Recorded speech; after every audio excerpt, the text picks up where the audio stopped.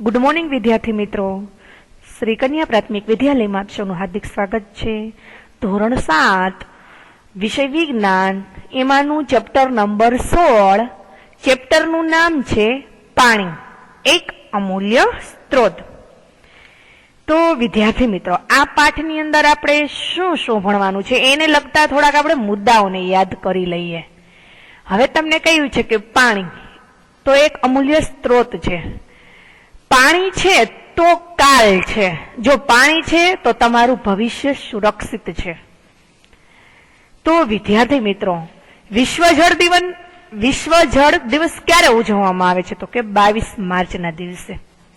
તો એના વિશે આપણે પાઠની અંદર અભ્યાસ કરવાનો છે. ત્યારબાદ સંયુક્ત રાષ્ટ્ર દ્વારા ભલામણ કરવામાં આવેલ પાણીની ન્યૂનતમ માત્રા પ્રતિદિન 50 લીટર પ્રતિ વ્યક્તિ છે.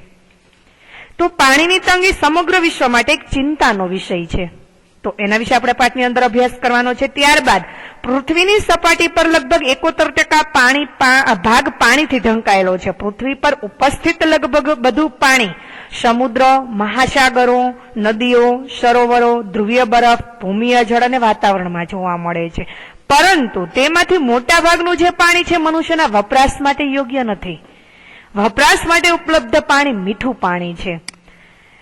તો એના વિશે આપણે પાઠની અંદર અભ્યાસ કરવાનો છે. ત્યારબાદ ઉદ્યોગોના વિકાસ, વસ્તી વધારો, સિંચાઈ પદ્ધતિની જરૂરિયાતો અને અવ્યવસ્થાપન એ પાણીની અછતના કારણો છે. તો એના વિશે આપણે પાઠની અંદર અભ્યાસ કરવાનો છે. ત્યારબાદ અત્યંત ભારે વરસાદથી ભરપૂર આવે છે, જ્યારે વરસાદના ઘટાડાથી દુષ્કાળ પડે છે. તો એના વિશે આપણે પાઠની અંદર અભ્યાસ કરવાનો છે. ત્યારબાદ વરસાદનું મોટા ભાગનું જે પાણી છે વહી જાય છે. આ આપણા બહુમૂલ્ય કુદરતી સ્ત્રોતનો એક વ્યય છે. વરસાદના પાણીનો ઉપયોગ એ ભૂમિય જળની સપાટી વધારવા માટે થઈ શકે છે, જેને આપણે જળ સંગ્રહ અથવા તો વર્ષા જળ સંગ્રહ કહીએ છીએ. તો એના વિશે આપણે આ પાઠની અંદર અભ્યાસ કરવાનો છે. હવે વિદ્યાર્થી મિત્રો, આપણે પાઠની સમજૂતી તરફ જઈએ. હવે અહીંયા તમને કહ્યું છે કે પાણી છે તો કાલ છે. જો પાણી છે તો તમારું ભવિષ્ય જે છે એ સુરક્ષિત છે. હવે આપણે જાણીએ છીએ વિદ્યાર્થી મિત્રો કે પાણી વગર આપણે કોઈ પણ કાર્ય ન કરી શકીએ. કોઈ પણ કામ કરવું હોય તો આપણે સૌથી પહેલા તો કે પાણીની જરૂર પડે છે. પીવા માટે તો કે પાણીની જરૂર. આપણે ખોરાક કઈ રાંધવો હોય તો કોની જરૂર પડે? તો કે પાણીની જરૂર પડે છે. તો પાણી છે તો કાલ છે. તમે કદાચ જાણતા હશો કે 22 માર્ચનો દિવસ જે છે એ વિશ્વ જળ દિવસ તરીકે ઉજવવામાં આવે છે. એક સ્કૂલમાં જળ દિવસ ઉજવવામાં આવ્યો અને તમારી ઉંમરના જે બાળકો પાસે પોસ્ટર મંગાવવામાં આવ્યા. તે દિવસે રજૂ કરવામાં આવેલ કેટલાક પોસ્ટરની આકૃતિ જે છે એ તમને નીચે 16.1 ની અંદર તમને પોસ્ટર અને કોલાજ વિશેની જો આ તમને આકૃતિ આપવામાં આવેલી છે, જે તમે જોઈ શકો છો. હવે આ જે પોસ્ટરો છે એ પોસ્ટરો પરથી તમને કયો સંદેશો પ્રાપ્ત થાય છે? તમારા અવલોકનને તમારી નોટબુકમાં નોંધો અને તેની ચર્ચા તમારા વર્ગખંડમાં કરો. શું તમે ક્યારેય ઘર અથવા શાળામાં પાણીની તંગીનો અનુભવ કર્યો છે? તમારા માતા પિતા અને શિક્ષકો તમને પાણીનો બગાડ ન કરવાની સલાહ આપતા હશે.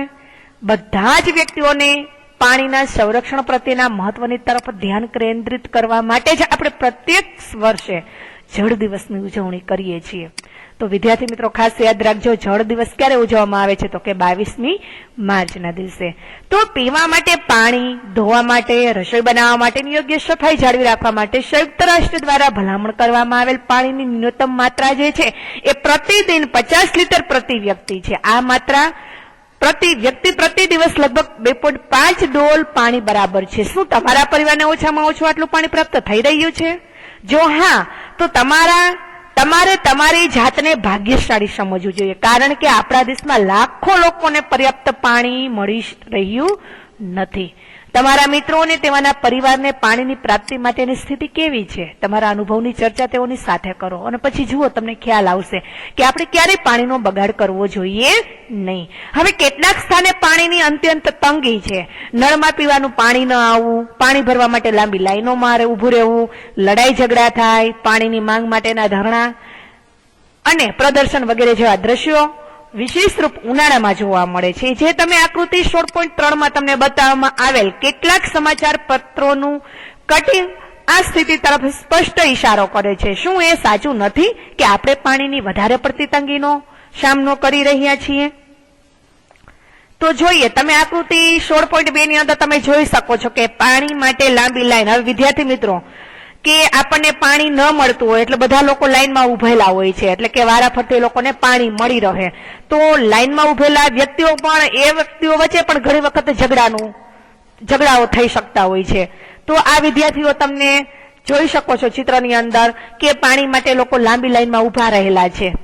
હવે આપણે જોઈએ તો કે સમાચાર પત્રો તથા પત્રિકાઓમાંથી પાણીની તંગી સંબંધિત સમાચાર લેખો અને ચિત્રના કટિંગ એકત્રિત કરો. તમને કહ્યું છે તેને તમારી સ્ક્રેપ બુક્સમાં ચોંટાડો અને તેના વિશે તમારા મિત્ર સાથે ચર્ચા કરો. તો વ્યક્તિઓ દ્વારા સામનો કરવામાં આવતી કેટલીક સમસ્યાની યાદી બનાવો અને તેની ચર્ચા કરો. પાણીની તંગી સમગ્ર વિશ્વ માટે એક ચિંતાનો વિષય છે. એવું અનુમાન છે કે હવેથી કેટલાક વર્ષોમાં વિશ્વના 1/3 વધારે માણસોને પાણીની તંગીનો સામનો કરવો પડશે.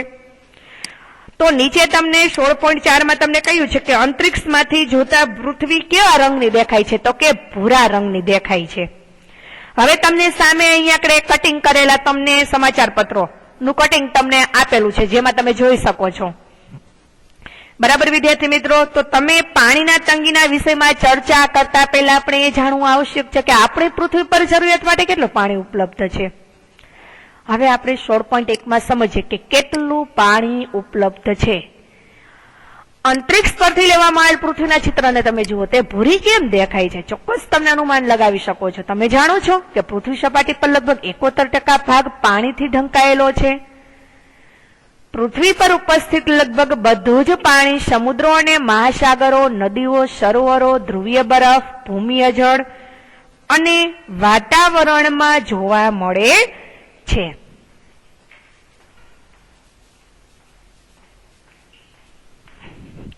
પરંતુ તેમાંથી મોટા ભાગનું જે પાણી જે છે એ મનુષ્યના વપરાશ માટે યોગ્ય નથી.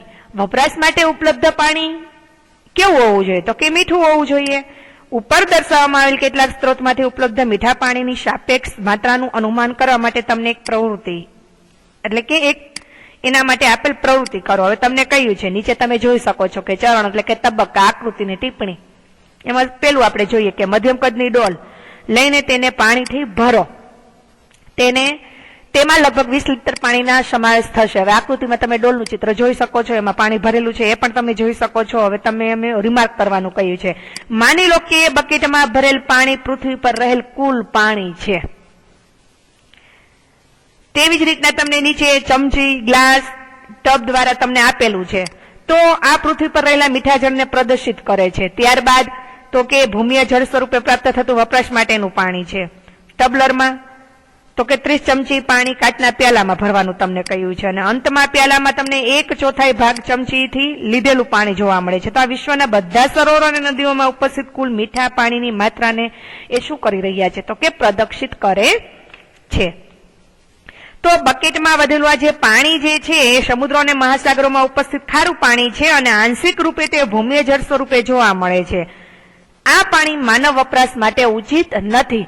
સ્નાન કરવામાં ટમ્બલરમાં વધેલ પાણી હિમકૃત સ્વરૂપ, ધ્રુવીય બરફ અને પર્વતોની સ્થાયી બરફ સ્વરૂપે જોવા મળે છે. આ પાણી પણ આપણને સરળતાથી ઉપલબ્ધ નથી. તો આપણાથી મોટા ભાગના લોકો જે છે એ પાણીને એક અસ્મિત સંસાધન એટલે કે સ્ત્રોત માનતા હતા.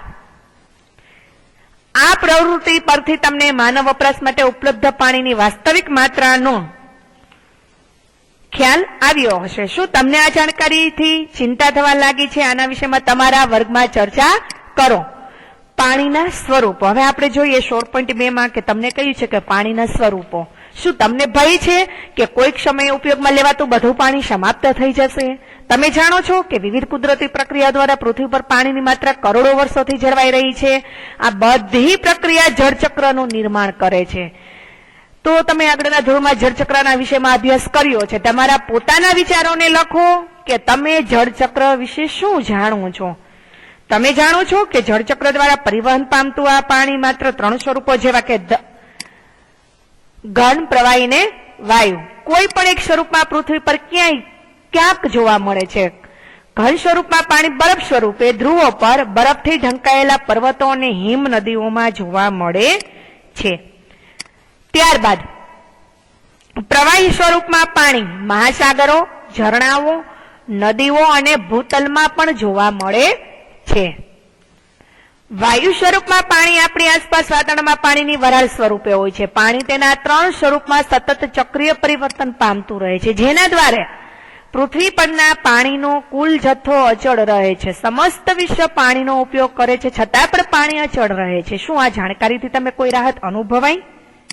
શું તમને જળચક્રમાં સંકળાયેલ પ્રક્રિયા યાદ છે?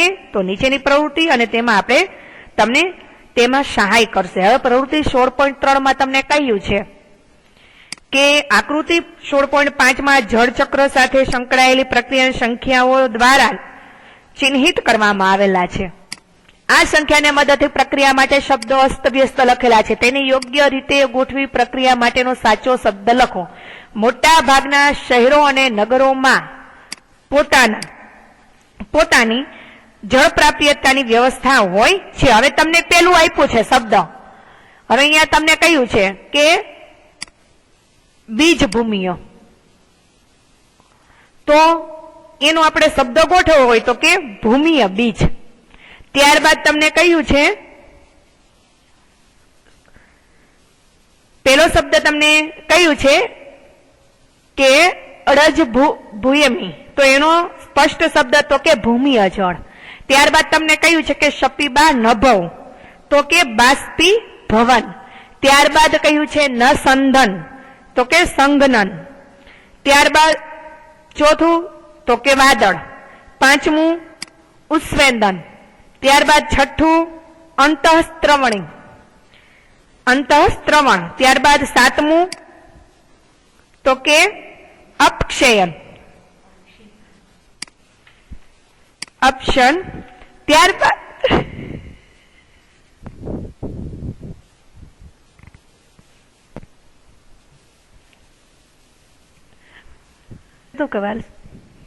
હવે તમને કહ્યું છે કે પ્રાપ્યતાની વ્યવસ્થા હોય છે જે નાગરિક સમૂહો દ્વારા સંચાલિત હોય છે। પાણીને આજુબાજુના સરોવરો, નદીઓ, તળાવો અથવા તો કુવામાંથી લાવવામાં આવે છે। જરૂરી જગ્યાએ પાણીની પૂર્તિ પાઇપ દ્વારા કરવામાં આવે છે। સામાન્ય રીતે ગામડામાં પાણીની પૂર્તિ આવી રીતે થતી નથી, ત્યાં લોકો પોતાના ઉપયોગ માટે પાણીને સીધા સ્ત્રોત પરથી જ પ્રાપ્ત કરે છે। લોકો અને બાળકોને પણ મોટે ભાગે પાણી મેળવવા માટે તેના સ્ત્રોત સુધી કેટલાક કિલોમીટર દૂર સુધી ચાલીને એ લોકોને જવું પડતું હોય છે। જે તમે આકૃતિ 16.6 માં સામે તમે જોઈ શકો છો કે બાળકો માટે આ ખૂબ જ પીડાદાયક છે। આવા બાળકો નિયમિત રીતે શાળામાં જઈ શકતા નથી, કારણ કે તેઓને સ્ત્રોત પરથી પાણી લાવવામાં ખૂબ જ સમય નીકળી જાય છે। હવે આપણી જનસંખ્યાઓનો એક મોટો ભાગ પોતાના ઉપયોગ માટે પાણી કુવાઓ, બોર, હેન્ડપંપ વગેરેમાંથી પ્રાપ્ત કરે છે એનો ઉપયોગ। તો આ સ્ત્રોતોને પાણી ક્યાંથી પ્રાપ્ત થાય છે? હવે તમને આગળ કહ્યું છે 16.3 માં કે પાણીનો એક મહત્વપૂર્ણ સ્ત્રોત ભૂમિજળ। જો આપણે કોઈ જળાશયની નજીક જમીનમાં ખાડો ખોદીએ તો ત્યાંની જે જમીન છે આપણને ભેજયુક્ત લાગે છે। જમીનમાં ભેજ તે જમીનમાં રહેલ પાણીને નિર્દેશિત કરે છે। જો આપણે હજુ વધારે ઊંડે સુધી ખાડો ખોદતા જઈએ તો આપણે એ સ્તર સુધી પહોંચી જઈએ છીએ કે જ્યાં જમીનના કણોના વચ્ચેના અવકાશ તથા ખડકો વચ્ચેના અવકાશ પાણીથી ભરાયેલો હોય છે। હવે આકૃતિ 16.7 માં કે સંગ્રહાયેલા પાણીના ઉપરના સ્તરને આપણે ભૂમિય જળ સ્તર કહેવાય છે। જમીનના કણોના વચ્ચેના અવકાશ તથા ખડકો વચ્ચેનો અવકાશ પાણીથી ઢંકાયેલો હોય છે, તો આ સંગ્રહાયેલા પાણીના ઉપરના સ્તરને આપણે ભૂમિય જળ સ્તર તરીકે ઓળખી શકાય છે। જુદા જુદા સ્થાનોએ ભૂમિય જળ સ્તર કેવું હોય છે? તો કે જુદું જુદું હોય છે અને તે કોઈ નિશ્ચિત સ્થાન પર બદલાયેલું જોવા મળે છે। ભૂમિય જળ સ્તર 1 મીટરથી પણ ઓછી ઊંડાઈએ અથવા જમીનમાં અનેક મીટર સુધીની ઊંડાઈએ હોઈ શકે છે। ભૂમિય જળ સ્તરની નીચે જોવા મળતા પાણીને આપણે ભૂમિય જળ કહીએ છીએ। તો આ ભૂમિય જળનો સ્ત્રોત કયો છે? વરસાદનું પાણી અને અન્ય સ્ત્રોત જેવા કે નદીઓ અને તળાવોનું જે પાણી છે એ જમીનમાંથી પસાર થઈને જમીનની નીચે ઊંડાઈમાં આવેલા ખાલી સ્થાનો તથા તિરાડો જે છે એને ભરી દે છે। ભૂમિમાં પાણી નીચેથી તરફ પ્રસરણ પામવાની ક્રિયાને અંતઃસ્ત્રવણ કહેવાય છે। તો આ પ્રક્રિયા દ્વારા ભૂમિય જળ સ્તરના પાણીની પુનઃપૂર્તિ થઈ જાય છે। કેટલાક સ્થાનોએ સ્થિત કઠણ ખડકોના સ્તરોની વચ્ચે ભૂમિય જળ જે છે સંચિત થઈ જાય છે। તો આ રીતે સંચિત ભૂમિય જળના ભંડારોને આપણે જળ સંગ્રાહકો અથવા તો જલભર તરીકે ઓળખી શકાય છે. હવે જલભરોમાંના પાણીને સામાન્ય રીતે બોર કુવા અથવા તો હેન્ડપંપોની મદદથી એને બહાર કાઢવામાં આવે છે. હવે તમને અહીં આકૃતિમાં તમે જોઈ શકો છો કે જે હેન્ડપંપ છે, પુનઃપૂર્તિ, જળ સપાટી, જળ સંગ્રાહકો, આકૃતિ 16.7 ભૂમિય જળ અને ભૂમિય જળ સ્તરની આકૃતિમાં તમે એ જોઈ શકો છો. શું તમે એવા સ્થાનો પર ગયા છો જ્યાં નિર્માણ કાર્ય થઈ રહ્યું હોય? તો કામદારોને નિર્માણ માટે પાણી ક્યાંથી પ્રાપ્ત થાય છે? તમે કદાચ જોયું હોય તો તેવા સ્થાનો પર ભૂમિય જળ સ્તર સુધી પહોંચવા માટે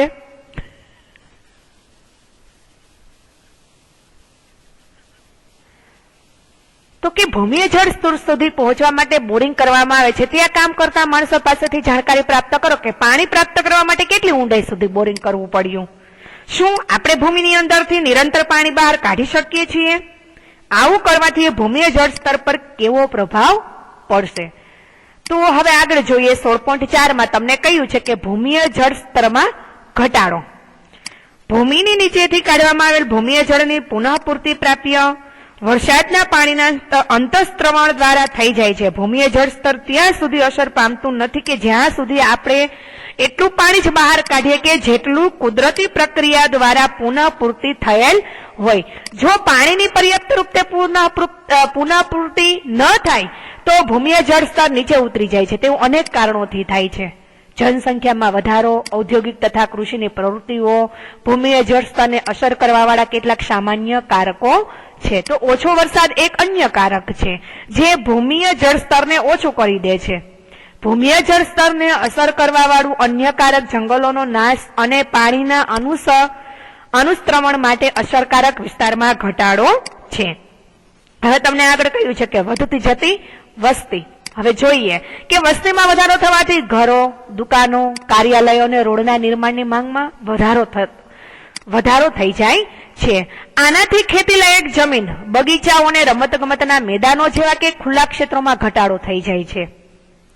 તેના કારણે ભૂમિમાં વરસાદના પાણીના અંતઃસ્ત્રવણમાં પણ ઘટાડો થઈ જાય છે. જો ખુલ્લા વિસ્તારોમાં આવી જ રીતે ઘટાડો થતો રહ્યો હોય તો તેનું પરિણામ શું થશે?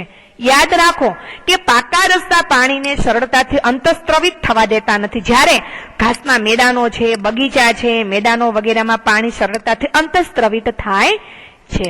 એટલું જ નહીં પરંતુ નિર્માણ કાર્ય માટે પણ વિપુલ પ્રમાણમાં એટલે કે વિપુલ માત્રામાં પાણીની જરૂરિયાત હોય છે. તેની માટે પ્રાપ્ય ભૂમિય જળનો આપણે ઉપયોગ કરવામાં આવે છે. હવે એક બાજુ આપણે ભૂમિય જળનો વધારે ઉપયોગ કરીએ છીએ, જ્યારે બીજી બાજુ આપણે ભૂમિમાં પાણીનું અંતઃસ્ત્રવણ જે છે આપણે ઓછું કરી રહ્યા છીએ. તો આના કારણે ભૂમિય જળ સ્તરમાં ઘટાડો થાય છે. વાસ્તવમાં અનેક શહેરોમાં કેટલાક ભાગોમાં ભૂમિય જળ સ્તર ચિંતાજનક સ્વરૂપમાં આધ્યાત્મિક નિમ્ન સ્તરો સુધી પહોંચી ગયું છે. હવે આપણે આગળ જોઈએ કે વધતા જતા ઉદ્યોગો. બધા જ ઉદ્યોગો દ્વારા પાણીનો ઉપયોગ કરવામાં આવે છે. આપણા ઉપયોગમાં લેવાતી લગભગ બધી જ વસ્તુઓના ઉત્પાદનમાં ક્યાંક ને ક્યાંક આપણી પાણીની આવશ્યકતા તો રહેલી જ છે. ઉદ્યોગોની સંખ્યા સતત વધી રહી છે. મોટાભાગના ઉદ્યોગો જે છે એના દ્વારા ઉપયોગમાં લેવાતું પાણી પણ આપણે ભૂમિમાંથી બહાર કાઢવામાં આવે છે. હવે તમે પ્રવૃત્તિ 16.4 જોઈ શકો છો કે જેનાથી તમે પરિચિત છો કે એવા કેટલાક ઉદ્યોગોના નામ જણાવો કે આપણા રોજબરોજના જીવનમાં આપણે ઉપયોગમાં લેવાતા અને તેનાથી પ્રાપ્ત ઉત્પાદનોની આપણે તમને યાદી બનાવવાની કહી છે. એ તમે તમારા શિક્ષક કે માતા પિતા સાથે આના વિશે ચર્ચા કરો કે કેવી રીતે વધતા જતા ઉદ્યોગો, ધંધાઓ ભૂમિય જળ સ્તરના ઘટાડા માટે પોતે જવાબદાર છે. હવે આપણે આગળ સમજીએ કે કૃષિ પ્રવૃત્તિઓ. હવે ભારતમાં મોટાભાગના ખેડૂતો પોતાના પાકમાં સિંચાઈ માટે વરસાદ પર આધાર રાખે છે. નહેરો જેવા સિંચાઈ સ્ત્રોત કેટલાક જ વિસ્તારમાં ઉપલબ્ધ છે. આ વ્યવસ્થામાં પણ અનિયમિત વરસાદના કારણે પાણીની ઉપલબ્ધતામાં તો કે ઘટાડો થઈ શકે છે. તેથી ખેડૂતોને સિંચાઈ માટે ભૂમિય જળનો ઉપયોગ કરવો પડે છે. વધતી જતી વસ્તીના દબાણને કારણે ખેતી માટે ભૂમિય જળનો ઉપયોગ દિવસે ને દિવસે વધતો જાય છે. તો તેના પરિણામ સ્વરૂપે ભૂમિય જળ સ્તરમાં સતત ઘટાડો થઈ રહ્યો છે. હવે ત્યારબાદ આપણે આગળનો પોઈન્ટ સમજીએ. 16.5 પાણીનું વિતરણ. અનેક કારણોના લીધે વિશ્વમાં વિભિન્ન ક્ષેત્રોમાં પ્રાપ્ત પાણીના વિતરણમાં ઘણી બધી તમને અસમાનતા છે કે કેટલાક સ્થાનો પર સારો વરસાદ પડે છે અને તે પાણીથી સમૃદ્ધ છે, તેનાથી વિપરીત કે રણ પ્રદેશમાં ઘણો ઓછો વરસાદ પડે છે. હવે આપણે જોઈએ કે કેટલાક સ્થળો એવા હોય છે કે એ સ્થાન પર ખૂબ જ વરસાદ પડતો હોય છે અને કેટલાક સ્થાનોમાંથી એનાથી ઓછો વરસાદ પડતો હોય છે. તો આપણો જે ભારત દેશ જે છે એ ખૂબ જ મોટો દેશ છે, જેના ઘણા બધા ક્ષેત્રોમાં એક સરખો વરસાદ પડતો નથી. હવે કેટલાક સ્થાનો પર અત્યંત વધારે, જ્યારે કેટલાક સ્થળો પર ખૂબ જ ઓછો વરસાદ થાય છે. તો અત્યંત વધારે વરસાદથી પૂર આવે છે, જ્યારે વરસાદના ઘટાડાથી દુષ્કાળ પણ થાય છે. એટલે આપણા દેશમાં એક જ સમયે કોઈક સ્થાને પૂર તો કોઈક સ્થાને દુષ્કાળ પણ હોઈ શકે છે. હવે આપણે આગળ પ્રવૃત્તિ 16.5 સમજીએ કે આપણા ભારત દેશમાં સરેરાશ વાર્ષિક વરસાદનું વિતરણ દર્શાવતો નકશો તમને આકૃતિ 16.8 તમને દર્શાવવામાં આવેલો છે. હવે એમાં આપણે જોઈએ તો કે નકશામાં એ વિસ્તારને તમારે શોધવાનો જ્યાં તમે વસવાટ કરો છો. શું તમારા ક્ષેત્રમાં પર્યાપ્ત વરસાદ પડે છે? શું તમારા ક્ષેત્રમાં વર્ષ દરમિયાન પર્યાપ્ત પાણી ઉપલબ્ધ રહે છે? એ પણ સંભવ હોઈ શકે કે આપણે કોઈ એવા ક્ષેત્રમાં વસવાટ કરીએ છીએ કે જ્યાં વરસાદ પર્યાપ્ત પડે છે છતાં પણ પાણીની ઘટ રહે છે. શું આપણે એમ કહી શકીએ કે જળ સ્ત્રોતોમાં અયોગ્ય વ્યવસ્થાપનના કારણે આમ થાય છે? તો વિદ્યાર્થી મિત્રો, નકશામાં તમે જોઈ શકો છો કે ભારતમાં વરસાદ માટેનો નકશો તમને આપેલો છે. એમાં તમે કયા રાજ્યમાં રહો છો એ તમે જોઈ શકો છો અને કહી શકો છો. તમને કહેલું છે કે ભારતમાં વરસાદ માટેનો નકશો અહીં તમે જોઈ શકો છો. હવે ત્યારબાદ આપણે આગળ સમજીએ 16.6 માં જળ વ્યવસ્થાપન. હવે તમે આગળના ધોરણમાં ગયા ધોરણમાં અભ્યાસ કર્યો કે અનેક સ્થાનો પર પાણીનું સતત નિયમિત વિતરણ પાઇપ દ્વારા કરવામાં આવે છે. જ્યારે સ્થાનિક સત્તાતંત્ર વડે પાઇપો દ્વારા મોકલાયેલ બધું જ પાણી તેના અંતિમ સ્થાન સુધી પહોંચી શકતું નથી. ત્યારે તમે જોયું હશે કે પાણીનો પુરવઠો એ પૂરો પાડતી પાઇપલાઇનમાં ભંગાણ જોવા મળે છે અને પાઇપમાંથી પુષ્કળ પાણી બહાર ખસી આવે છે.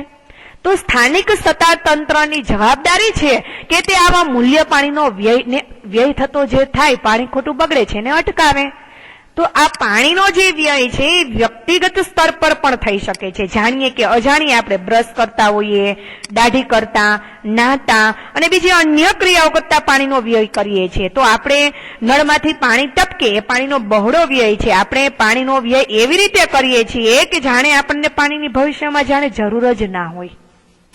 આપણે જોયું છે કે વરસાદનું મોટા ભાગનું જે પાણી છે એ વહી જાય છે. આ આપણા બહુમૂલ્ય કુદરતી સ્ત્રોતનો વ્યય છે. વરસાદના પાણીનો ઉપયોગ એ ભૂમિય જળની સપાટી વધારવા માટે થઈ શકે છે, જેને આપણે જળ સંગ્રહણ કહીએ છીએ અથવા તો વર્ષા જળ સંગ્રહણ પણ કહી શકાય છે, જેના વિશે તમે ગયા ધોરણમાં અભ્યાસ કરી ગયા છો. તો તમારી આજુબાજુમાં તપાસ કરો કે બહુમાળી મકાનોમાં જળ સંગ્રહ માટેની કોઈ વ્યવસ્થા છે. હવે આપણા દેશમાં ઘણી જગ્યાએ જળ સંગ્રહણ અને જળની પુનઃપૂર્તિ માટે વાવની વ્યવસ્થા હોય છે. વાવ એ જળ સંગ્રહણ માટેની પરંપરાગત પદ્ધતિ છે. સમય જતા વાવનો ઉપયોગ બંધ થયો અને ધીરે ધીરે તેમાં કચરો એકઠો થવા લાગ્યો. તેમ છતાં લોકોએ પાણીની અછતના કારણે આ પ્રદેશના લોકોને પુનઃ વિચારણા કરવાની રહી. વાવને ફરીથી બનાવવામાં આવી. આજે એવી પરિસ્થિતિ નિર્માણ પામી છે કે જેમાં અમુક વિસ્તારમાં પાણીની અછત અને ખૂબ જ ઓછો વરસાદ હોય તો પણ તેને પાણીની જરૂરિયાત પૂરી પાડીએ છે. હવે જોઈએ કે ખેડૂત જે છે એ પાણીનો ઉપયોગ ઓછા વ્યય સાથે કરી શકે છે. તમે ટપક સિંચાઈ પદ્ધતિ વિશે તો સાંભળ્યું જ હશે, ખરું ને વિદ્યાર્થી મિત્રો? તો કે ટપક સિંચાઈ પદ્ધતિમાં છોડના તળિયા સુધી પાણી પહોંચી શકે તે રીતે સાંકડા વ્યાસવાળી નાની પાઇપોમાંથી પાણી પહોંચાડવામાં આવે છે. હવે આકૃતિ 16.9 માં તમને ખેતરોમાં ટપક સિંચાઈ પદ્ધતિ જો તમે ચિત્રમાં જોઈ શકો છો. ટપક સિંચાઈ પદ્ધતિ છે ગોઠવેલી છે તો તમે જોઈ શકો છો કે એમાં ખોટો પાણીનો વ્યય પણ નથી થતો, એટલે કે ખોટો આપણે પાણીનો બગાડ નથી થતો, એ તમે ચિત્રમાં જોઈ શકો છો. હવે 16.7 માં તમને કહ્યું છે કે તમારું શું યોગદાન હોઈ શકે. શું તમે તમારા ઘર, શાળા અથવા બીજા કોઈ સ્થાન પર વહેતું એટલે કે વ્યય થતું પાણી જોઈને તમે નળ બંધ કર્યા છે? બગડી ગયેલા નળના કારણે પાણીનો વ્યય વધુ થાય છે. તમારે પાણીના વ્યયને અટકાવવા માટે શું કરવું જોઈએ? તો કે પ્રયત્ન કરવા જોઈએ. તો પાણીના વ્યયને અટકાવવા માટે ઘણા ઉપાયો કરી શકાય. ચાલો આપણે શરૂ કરીએ. અહીં થોડાક આમને ઉદાહરણો આપેલા છે અને થોડા બીજા ઉમેરીએ, જોઈએ. હવે તમને કહ્યું છે કે પાણી બચાવવા માટેની ટેવો. હવે તમને જ્યારે સવારે ઉઠો ત્યારે બ્રશ કરો છો ત્યારે તમે ચાલુ નળે બ્રશ કરો છો, તો આપણે ચાલુ નળે બ્રશ ન કરવું જોઈએ, આપણે નળ બંધ કરીને આપણે બ્રશ કરવું જોઈએ. તો કે બ્રશ કરતી વખતે આપણે શું કરવું જોઈએ? તો કે નળ બંધ રાખવો જોઈએ. ત્યારબાદ બીજું કહ્યું છે કે ભોંયતળિયાને ધોવાને બદલે પોતું કરવું. હવે આપણે ભોંયતળિયું જે છે એ ધોવાને બદલે આપણે એમાં શું મારવું જોઈએ? તો કે પોતું મારવું જોઈએ.